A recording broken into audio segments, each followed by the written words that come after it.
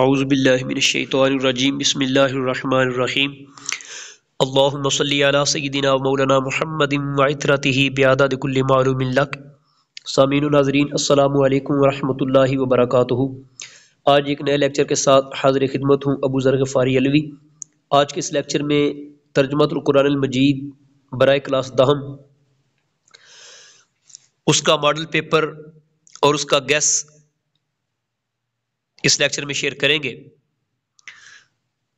कुरान मजीद की दहम क्लास की जो तर्जुमतुल कुरान मजीद इसका कोर्स है, उसमें ये सूरतें शामिल की गई हैं जी। सूरतुल अनआम, सूरतुल आराफ, सूरा यूनुस, सूरा हूद, सूरतुल राद, सूरा इब्राहीम, सूरतुल हिज्र, सूरतुल नहल, सूरा बनी इसराइल, सूरतुल कहफ, सूरतुल मुमिनून, सूरतुल ज़ुमर, सूरतुल मुमिन, अल गाफिर, सूरतुल हामीम अस-सजदा और सूरतुल शूरा।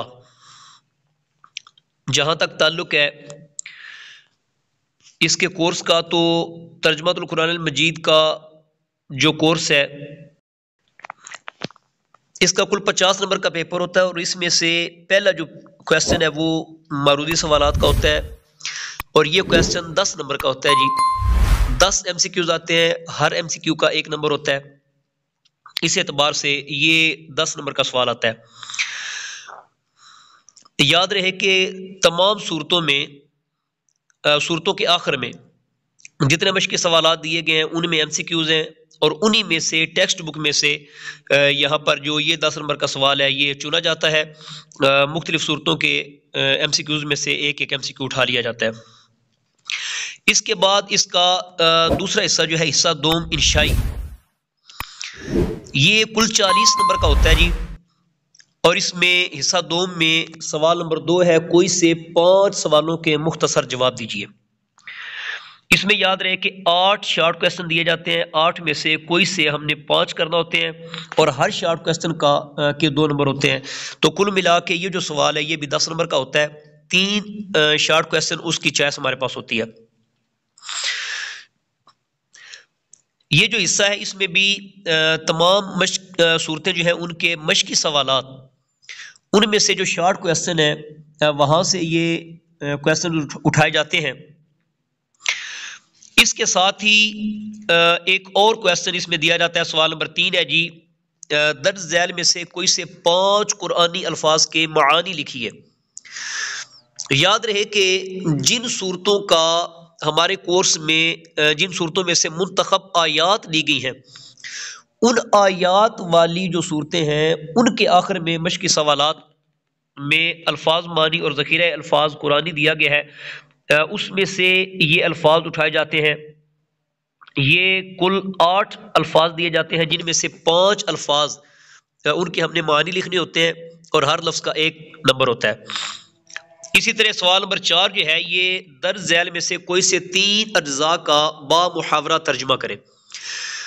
इसमें कुल 5 अज्जा दिए जाते हैं। 5 अज्जा में से फ़कत 3 अज्जा का तर्जुमा करना होता है और हर जुज़ के 5 नंबर होते हैं।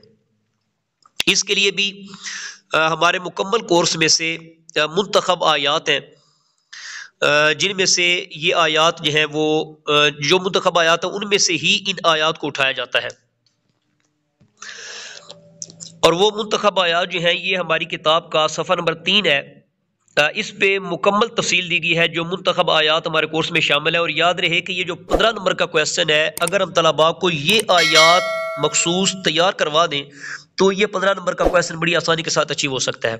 सूरतुल अनआम की आयत नंबर 151 ता 153, सूरतुल आराफ की आयत नंबर 157 और 158, सूरतुल नहल की आयत नंबर 89 और 90।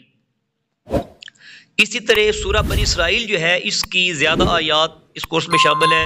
ये 23 नंबर आयत से लेकर 40 तक ये आयात हमारे इस कोर्स में शामिल है।